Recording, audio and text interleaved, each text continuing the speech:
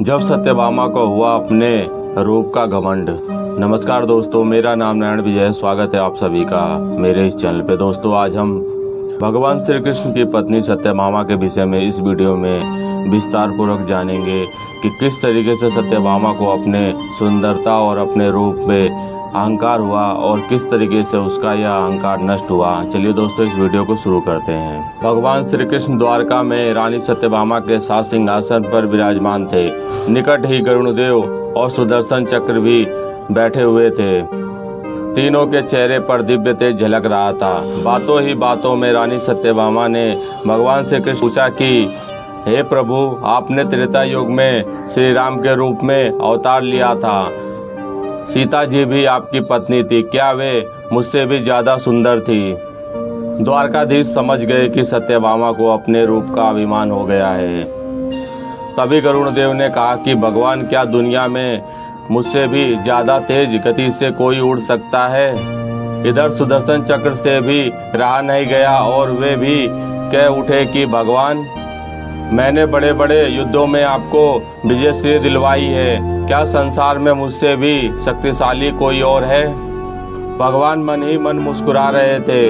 वे जान रहे थे कि उनके इन तीनों भक्तों को अहंकार हो गया है और इनका अहंकार नष्ट करने का समय आ गया है। ऐसा सोचकर उन्होंने गरुणदेव से कहा कि हे गरुण, तुम हनुमान के पास जाओ और कहना कि भगवान राम माता सीता के साथ उनकी प्रतीक्षा कर रहे हैं। गरुड़ जी भगवान की आज्ञा लेकर हनुमान जी के पास चले गए। इधर भगवान श्री कृष्ण ने सत्यभामा से कहा कि देवी, आप सीता जी के रूप में तैयार हो जाओ और स्वयं द्वारकाधीश ने प्रभु श्री राम का रूप धारण कर लिया। मधुसूदन ने सुदर्शन चक्र को आज्ञा देते हुए कहा कि तुम महल के प्रवेश द्वार पर पहरा दो और ध्यान रखो कि मेरी आज्ञा के बिना महल में कोई प्रवेश ना करे। भगवान की आज्ञा पाकर सुदर्शन चक्र महल के प्रवेश द्वार पर तैनात हो गए।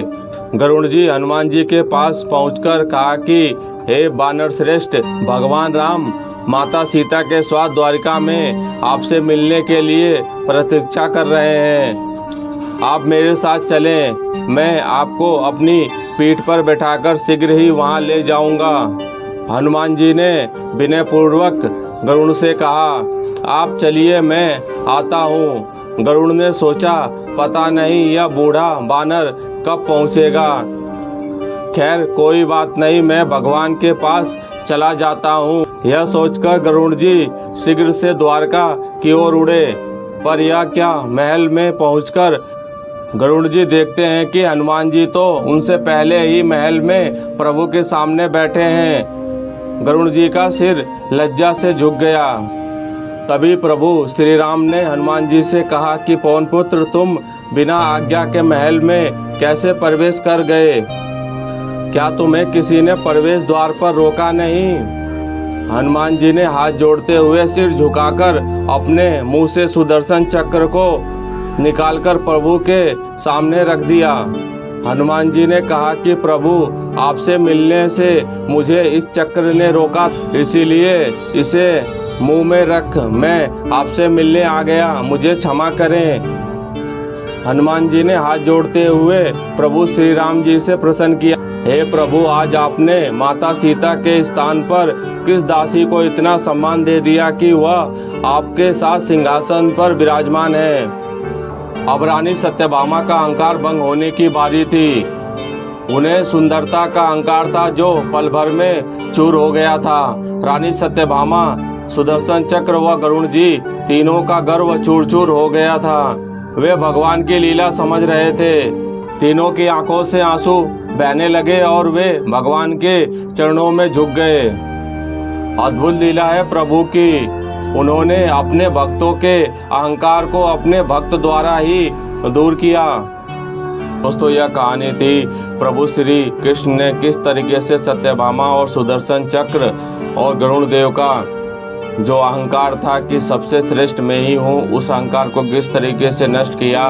दोस्तों, जीवन में कभी भी अहंकार नहीं करना चाहिए। जरूरी नहीं है कि आज जो आपके पास है वह कल भी होगा। आपके अंदर जरा सा भी अगर अहंकार आने लगे, स्वयं ठाकुर जी हमसे दूर हो जाते हैं। ठाकुर जी को निस्वार्थ भक्तों की जरूरत है, अहंकारी भक्तों की नहीं।